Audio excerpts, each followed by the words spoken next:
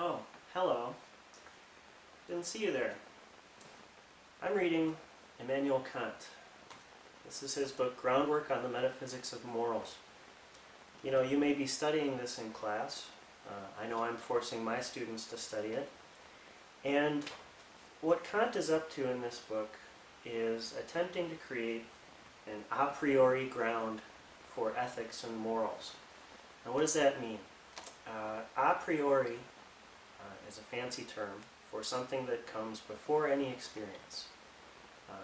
The opposite term, a posteriori, indicates things that come after experience. And so, why would you want an a priori ground for ethics? Well, if all of your sort of rules and regulations are derived after experience, you could imagine a lot of situations where things would be deemed acceptable that many of us probably wouldn't approve of.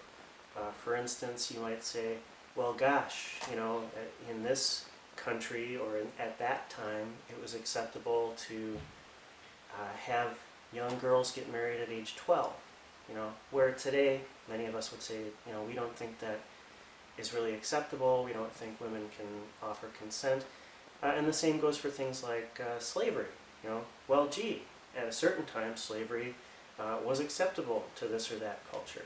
Well, these are all a posteriori justifications.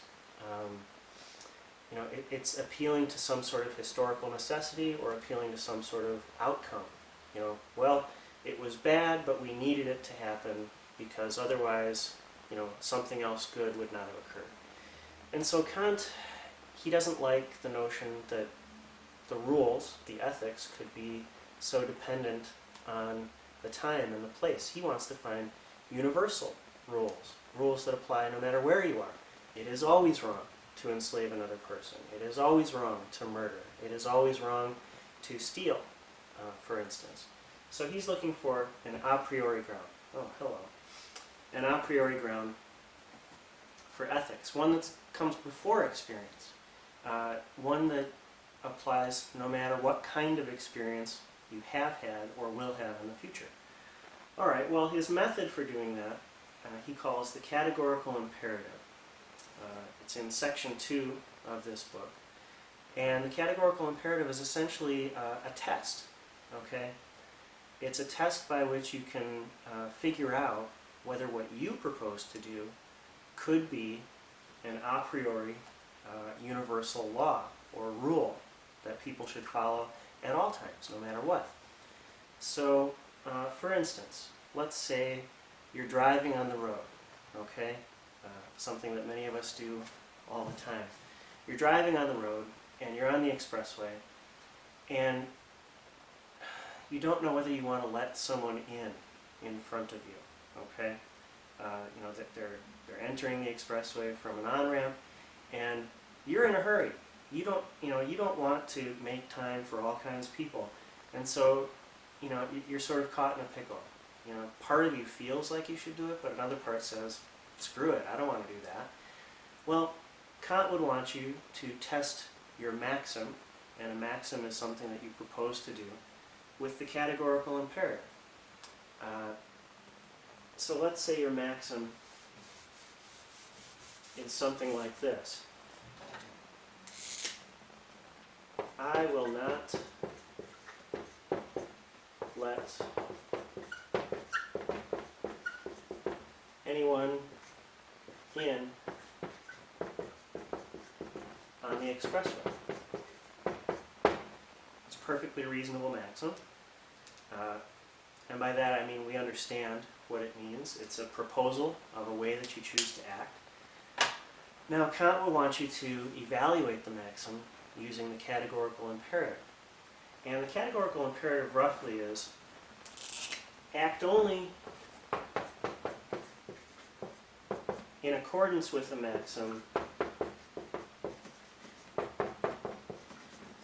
that you can at the same time will that it become a universal law.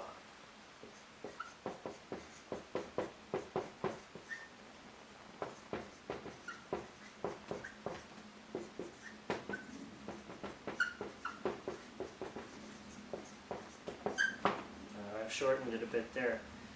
But the notion is, you need to take your maxim here, I will not let anyone in on the expressway, and then imagine a world in which everybody behaves the way that you're proposing to behave. You act only with a maxim that you can also will at the same time become a universal law for every single person's behavior. So you need to imagine a world. You need to imagine the world in which this maxim is a universal law that everyone behaves by. So I think to myself, well, okay, I'm not going to let anybody in on the expressway, but no one else is either. Every single person who is driving will never let anyone in on the expressway. They'll always speed up or slow down or just try to close that gap so that no one can get in front of them. What kind of world would this create? Kant wants you to see if your maxim, when elevated to the status of universal law, creates a contradiction. And there's two kinds of contradictions that you might create. There are contradictions in thought and contradictions in will. A contradiction in thought is a world that would be literally impossible if you elevated your maxim to the status of universal law. Now, I don't think this is going to be a contradiction in thought, but you could imagine a maxim such as, I will kill everyone I see. Well, okay, if every single person behaved by that maxim, every single person would kill every other single person, and then there would be no more people to kill. And so the maxim itself becomes impossible. Kant uses an example in his book of securing a loan from a bank with a false promise of paying it back. You say, oh gee, I need to borrow $5,000 and I'll really pay you back, I promise. Well, if every single person proposed to lie in order to obtain a loan, would there be loans? No one would ever give a loan. The very institution of money lending would cease to exist. And so the maxim, when elevated to a universal law, makes itself impossible. Now, this, I think, is going to be a contradiction in will. A contradiction in will is a situation where if you elevate the maxim to the status of universal law, it's not impossible. The world could function like this, but the nature of the world would be such that neither you, the person willing the maxim, nor anyone else would choose to live in such a world. And so let me tell you why I think this is the case. If nobody ever tried to make room to let other people in on the expressway, I do think people would still get on. I think they would try to barge their way in. I think they would cut other people off. I think there might be a drastic increase in traffic accidents, certainly in road rage, certainly in uncomfortable situations.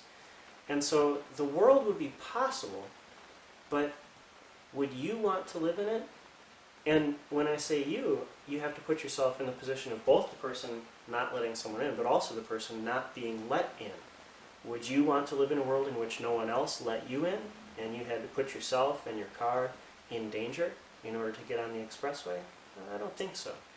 So that's what Kant means when he says it's a contradiction in will. If you were to elevate this maxim, you'd actually be working against your own will when it came to the world that was created. All right, well, so we've established that this is a contradiction in will. What Kant wants you to do next is to fix your maxim. He wants you to change it so that it no longer generates one of these contradictions. Now, in the case of a contradiction in thought where the world is impossible, Kant wants you to simply reverse the maxim.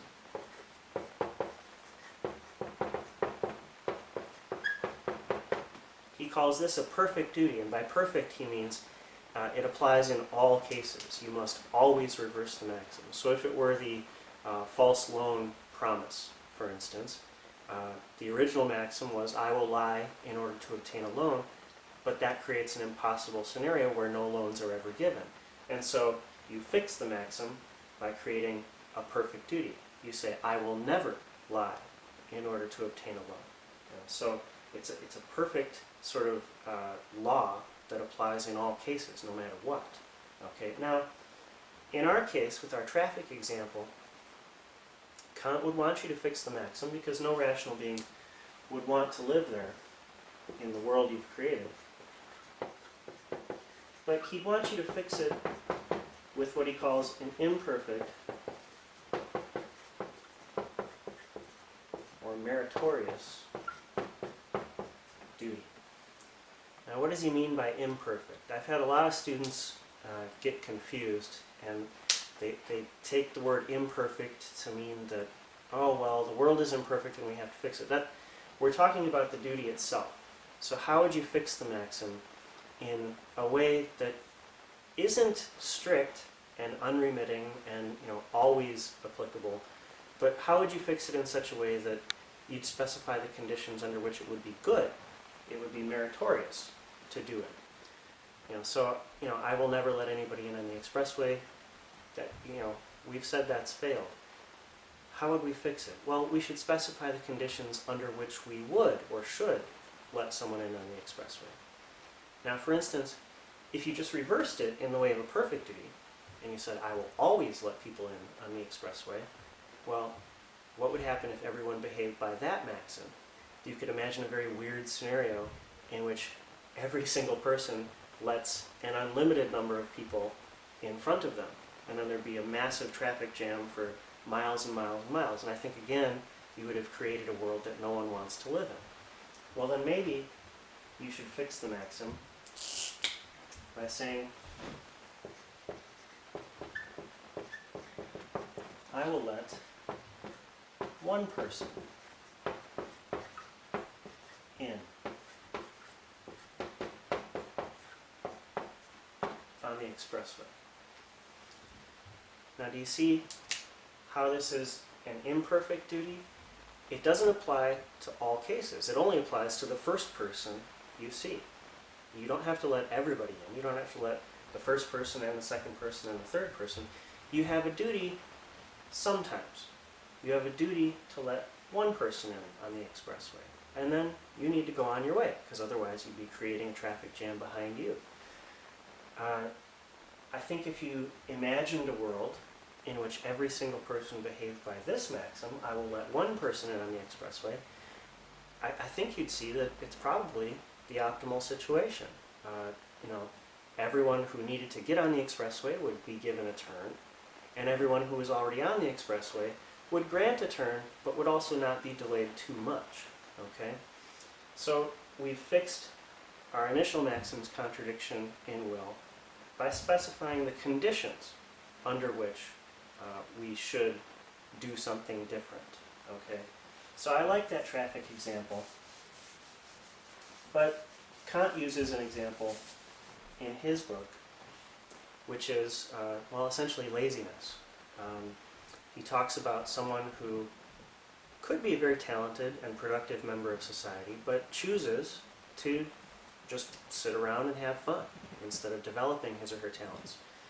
So I imagine someone who could be a great brain surgeon, but instead chooses to stay home, eat Cheetos, and play Call of Duty or something, right? Well, that's a maxim. And the maxim would be something like, I will be lazy and neglect my talents. So, you do a categorical imperative test. You imagine a world in which every single person behaved by the same maxim. What if everybody neglected their talents and was lazy? Well, I think this world is possible. I don't see why it couldn't be. I mean, you can imagine maybe some diminished productivity. Maybe agriculture would not be as effective because the farmers would be lazy.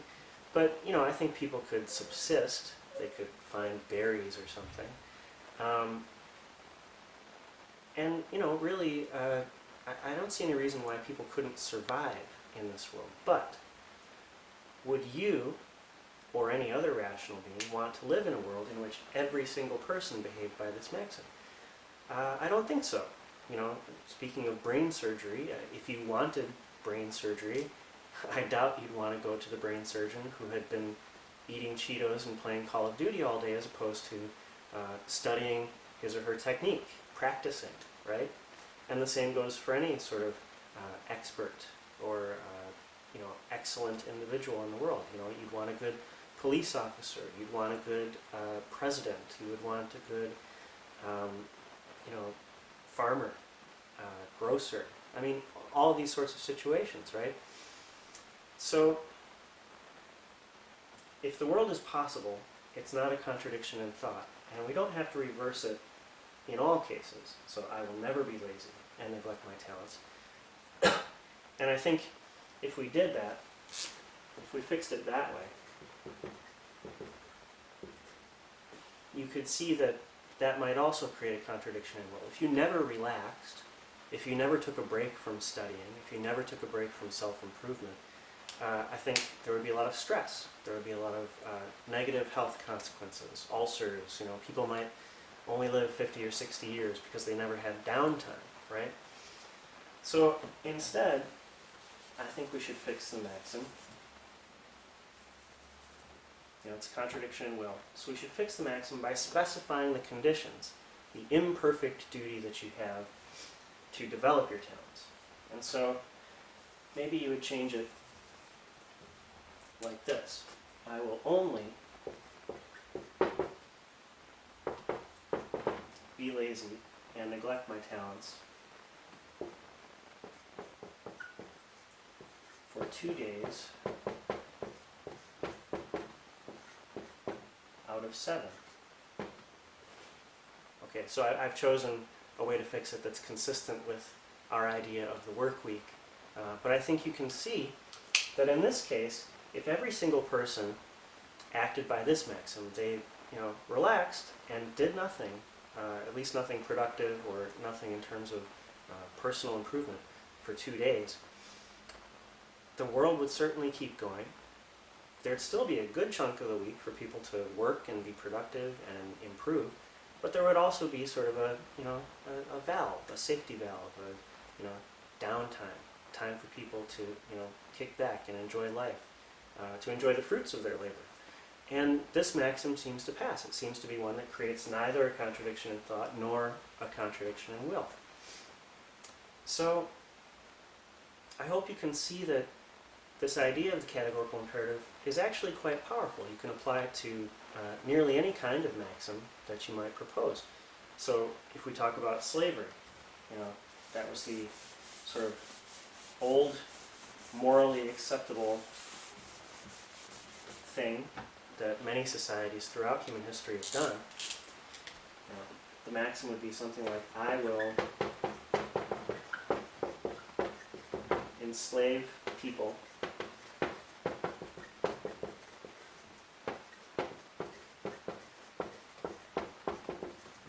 for my purposes.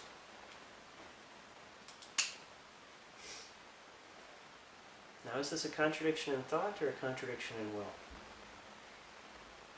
If every single person enslaved every other single person, then who would be the master? I feel like maybe the terms would stop meaning anything. The notion of enslavement would not have meaning if every single person enslaved other people for their purposes. So I think this may rise to the level of a contradiction in thought. And we would fix that, of course, by creating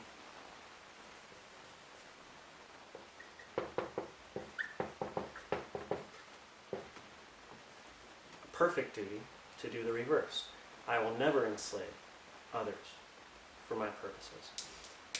Now, one idea that Kant ends his book with and wants to leave you with is the notion of treating people, especially rational beings, as something worthy of a special level of respect.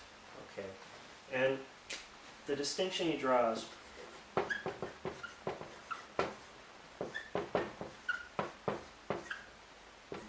is the distinction between means and ends. And we use this phrase all the time. We say, the ends justify the means, or I needed this as a means to some other purpose, right? Well, let's take this marker. Now, I might have an end in mind, and my end is I want to write something on the board to show you. And I'm going to use this marker as a means to that end, okay? Now, that's relatively uncontroversial, I hope. I don't really take into account the marker's feelings or the marker's desires because, well, I don't think the marker has it, right? So it's not really a question of whether I'm mistreating this marker as only a means. But I think you can see, in any case where you treat another person only as a means to your own ends, if you elevate that maxim to the status of universal law, it's going to fail, at the very least, as a contradiction in will.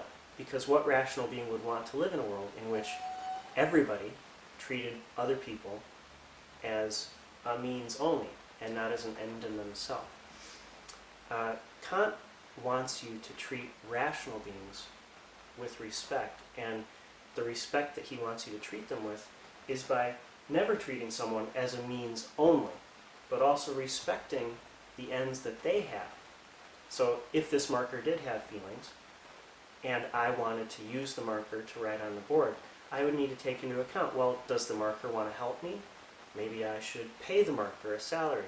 Maybe I should ask it. Maybe I should obtain its permission. Well, now let's move from markers to people. I think in any situation in the world, if you were to consider the feelings of the person, you should say, well, I won't use another person only as a tool. Instead, I will respect that person. I will seek their consent. I will give them some sort of compensation. It's perfectly okay to use another person as a means, but never only as a means. So I can hire you, you can hire me, we can trade, we can buy each other's goods, and we are using the other person as a means. I want to get the thing you have, you want to get the thing I have. But we're also respecting each other as an end in itself. I'm respecting what you desire in exchange for your goods. You're respecting my labor, and you're paying me for it. So this idea of the difference between means and ends is consistent with the categorical imperative. No maxim that treats a person as a means only will ever pass. However, maxims that do respect people as ends in themselves, so you could have a maxim such as, I will employ and pay people for my purposes. If you elevated that maxim to the status of universal law, I think it would pass. Most rational beings would say, gosh, that seems fair, right? And really, in many ways, that's the world we live in. I go to a restaurant and I pay someone to make my food and bring it to my table. That person goes to the store and buys groceries. They pay the grocer to ship the food and store it and put it in a place that can be easily accessed, right? The grocer pays the farmer, and so on and so forth. Everybody being respected, ideally, as an end in themselves, and never being treated only as a means. So, the world that Kant wants to create, he calls it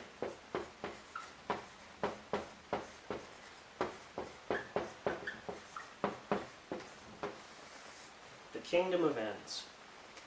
In this world, if everyone were to respect all other rational beings, and if everyone were to operate by the categorical imperative, making sure that the things they propose to do could be universalized, it would be a pretty nice place where everyone was treated well, everyone was respected, and I think any normal rational being would say, yeah, that sounds like a world I could live in.